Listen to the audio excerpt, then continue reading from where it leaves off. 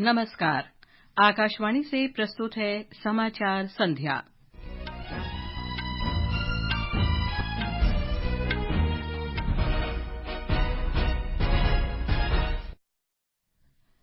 प्रधानमंत्री नरेंद्र मोदी ने कहा, देश को अमृत काल से कर्तव्य काल में बदलकर आगे बढ़ाना है। भारतीय जनता पार्टी अध्यक्ष जगत प्रकाश नड्डा का कार्यकाल अगले साल जून तक बढ़ाया गया। केंद्रीय स्वास्थ्य मंत्री मनसुख मांडविया ने कहा, सरकार सभी को स्वास्थ्य सेवाएं मुहैया कराने के अंतर्गत अंत्योदय योजना को लागू करने के लिए प्रतिबद्ध है। भारत ने पाकिस्तान के आतंकी अब्दुल रहमान मक्की को आतंकवादी घोषित करने के संयुक्त राष्ट्र सुरक्षा परिषद के निर्णय का स्वागत किया। दिल्ली में इंडिया ओपन बैडमिंटन टूर्नामेंट में लक्ष्य सेन ने एचएस प्रणय को हराकर पुरुष सिंगल्स के दूसरे दौर में प्रवेश किया और एफआईएच पुरुष हॉकी विश्व कप में भुवनेश्वर के कलिंग स्टेडियम में कोरिया ने जापान को 2-1 से हराया। जर्मनी और बेल्जियम के बीच मैच ड्रॉ।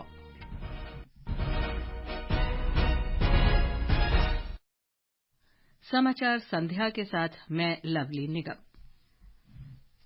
प्रधानमंत्री नरेंद्र मोदी ने कहा है कि भारत का सबसे अच्छा युग आ गया है।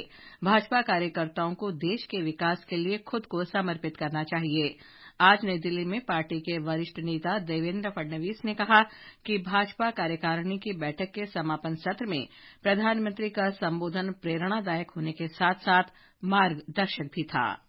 आज का भाषण किसी राजनीतिक नेता का भाषण नहीं था, किसी पॉलिटिकल लीडर का भाषण नहीं था, एक स्टेट्समैन का भाषण था जिसमें पार्टी से भी ऊपर देश और देश के लिए पार्टी, इस प्रकार की संकल्पना हमारे सामने प्रधानमंत्री जी ने रखी है और मेरा विश्वास है कि जो मार्ग प्रधानमंत्री जी ने दिखाया है उस पर भारतीय जनता पार्टी चलेगी और इन सारे संकल्पों को पूरा करेगी, क्योंकि प्रधानमंत्री जी ने एक बहुत अच्छी बात कही कि जो संकल्प करता है वही इतिहास रचता है और भारतीय जनता पार्टी को संकल्प भी करना है और भारत के लिए इतिहास भी रचना है।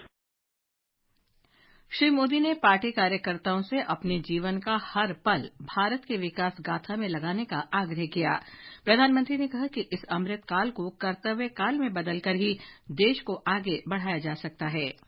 केवल वोट की चिंता मत कीजिए, वोट के लिए ये सारी चीजें मत कीजिए। हमें देश और समाज को बदलना है, ये हमारा कर्तव्य है। कोई वोट दे या न दे, अगर हम इस सामाजिक काम को आगे करते जाएंगे, लोगों को जोड़ते जाएंगे, तो लोग हमारे साथ जुड़ेंगे। इसलिए कोरी राजनीति का विचार न करते हुए हम समाज नीति को लेकर किस प्रकार से अपने देश के इस अमृत काल को नए रूप से परिभाषित कर पाए, इसकी ओर भारतीय जनता पार्टी ज्यादा ध्यान दे। प्रधानमंत्री ने पार्टी कार्यकर्ताओं को कुछ खास कार्यक्रम, विशेषकर सीमावर्ती गांवों को विकास योजनाओं से जोड़ने की भी सलाह दी।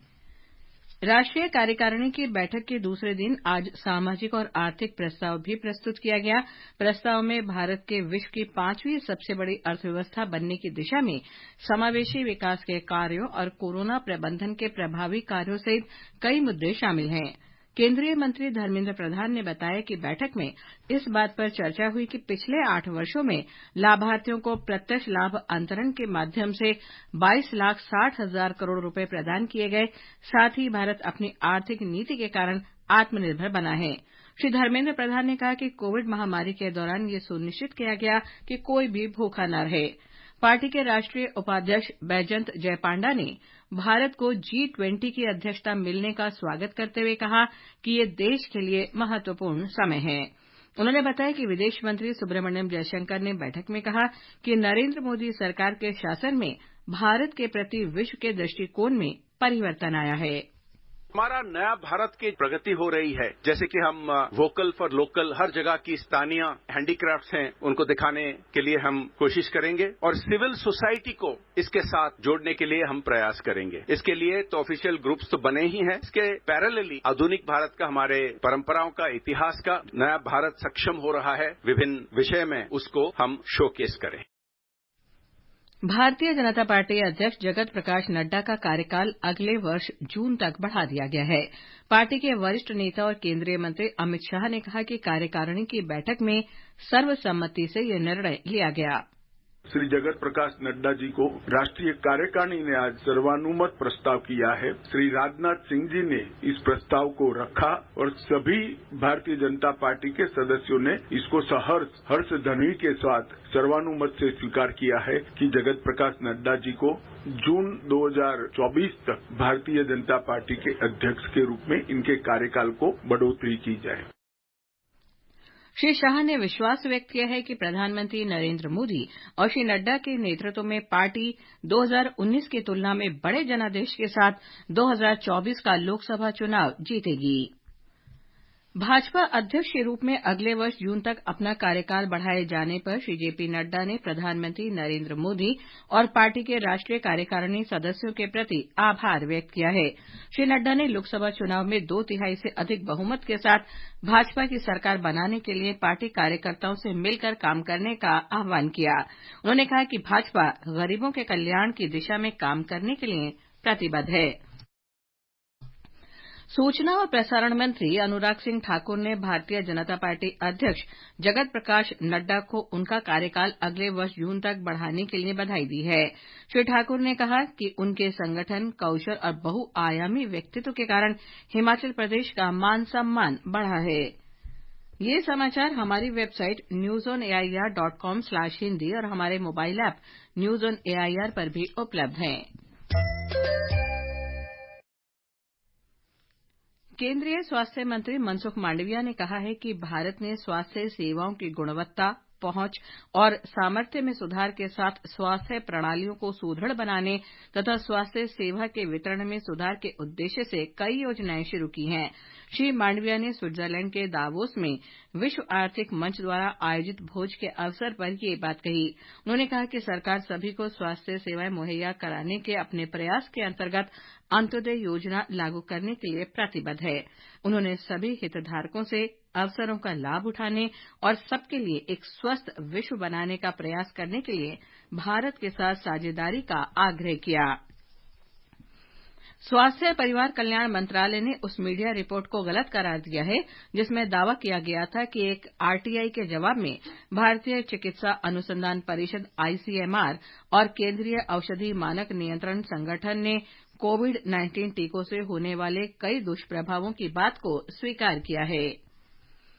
राष्ट्रीय मानवाधिकार आयोग एनएचआरसी ने अहमदनगर जिले में कारखानों के लिए गन्ना काटने वाली महिला मजदूरों की कथित दुर्दशा पर महाराष्ट्र सरकार को एक नोटिस जारी कर 4 हफ्ते में विस्तृत रिपोर्ट मांगी है। एनएचआरसी ने अहमदनगर की श्रीगोंडा तहसील में कई चीनी मिलों के लिए गन्ना काटने वाली महिला मजदूरों की दुर्दशा के बारे में एक मीडिया रिपोर्ट का स्वतः संज्ञान लिया है। इन महिलाओं में से 10% गर्भवती हैं, लेकिन अपने कानूनी अधिकारों और सरकारी योजनाओं के अंतर्गत सुनिश्चित लाभों से अनजान हैं।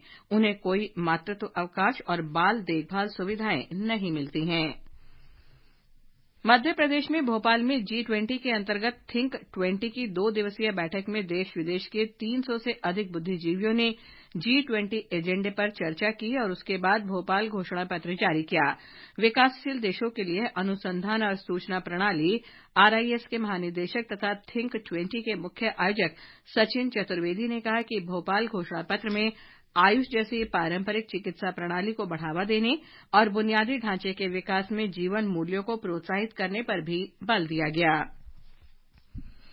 विश्व का सबसे लंबा नदी क्रूज MV गंगा विलास अपने तय मार्ग पर इस समय पटना में है। हमारे संवाददाता ने बताया कि स्विट्जरलैंड के 32 पर्यटक यात्रा के अविस्मरणीय पलों का आनंद उठा रहे हैं।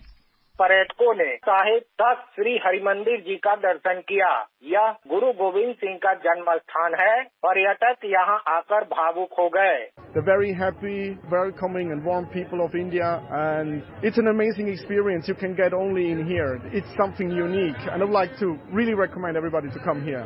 India, it's so an emotional land, and I feel so good here, and it touches my heart every day. के बाद पर्यटकों ने गोलघर और बिहार म्यूजियम का परिभ्रमण किया। पटना में आयोजित सांस्कृतिक कार्यक्रमों का भी उन्होंने आनंद उठाया।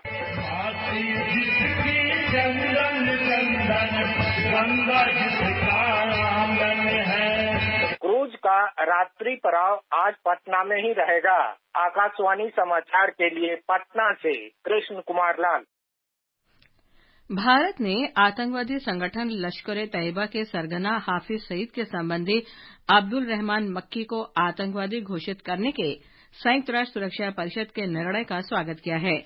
मक्की लश्कर-ए-तैयबा में कई प्रमुख पदों पर रह चुका है और संगठन के लिए धन भी जुटाता रहा है।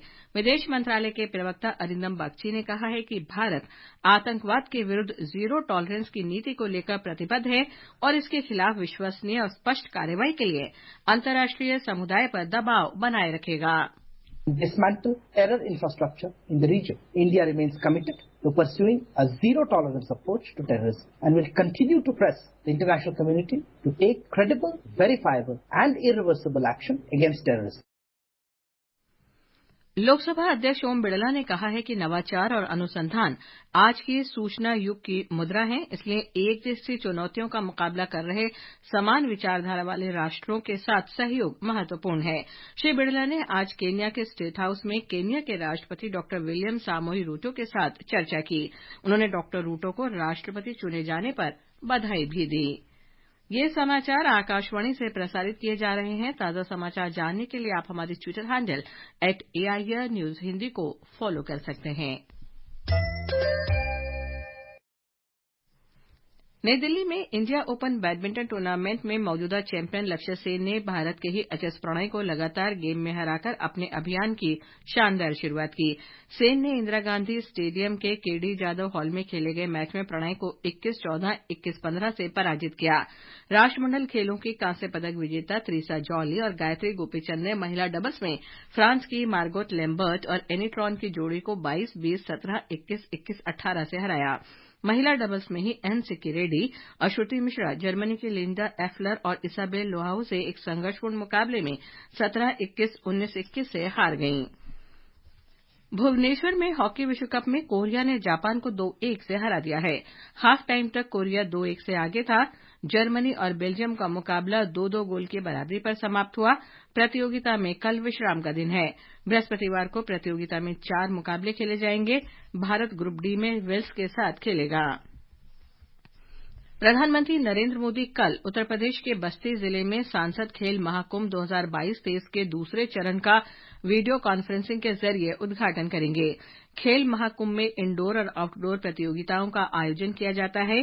खेल महाकुंभ के दौरान कुश्ती, kabaddi, kho kho, basketball, football, hockey, शतरंज, बैडमिंटन और टेबल टेनिस के साथ-साथ निबंध लेखन, चित्रकला, रंगोली बनाने की प्रतियोगिताएं भी आयोजित की जाती हैं। बस्ती जिले में सांसद खेल महाकुंभ का आयोजन 2021 से किया जा रहा है। प्रधानमंत्री नरेंद्र मोदी 19 जनवरी को कर्नाटक और महाराष्ट्र के दौरे पर रहेंगे। कर्नाटक में प्रधानमंत्री यादगिरी और कलबुर्गी जिलों का दौरा करेंगे। श्री मोदी यादगिरी जिले के कोडेकल में दोपहर करीब 12 बजे सिंचाई, पेयजल और राष्ट्रीय राजमार्ग विकास परियोजना से जुड़ी विभिन्न विकास परियोजनाओं का शिलान्यास और उद्घाटन करेंगे। कौशल विकास और उद्यमिता राज्य मंत्री राजीव चंद्रशेखर कल झारखंड में ग्रामीण उद्यमी योजना के अंतर्गत सफलतापूर्वक प्रशिक्षण पूरा करने वाली 200 से अधिक आदिवासी महिलाओं के सम्मान समारोह में शामिल होंगे। और अब आर्थिक जगत की खबरों के साथ हैं निखिल कुमार।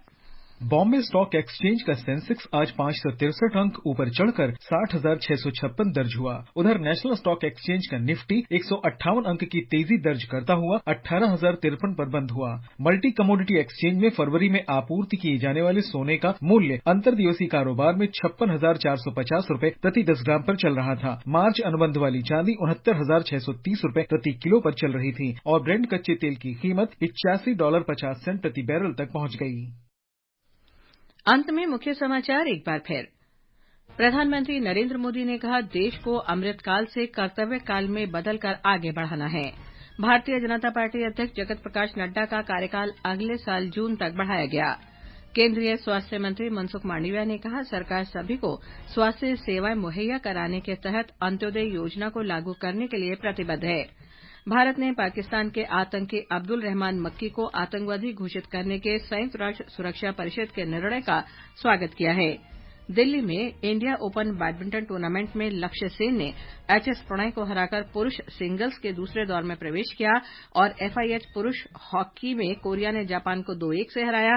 जर्मनी और बेल्जियम के बीच मैच ड्रॉ रहा।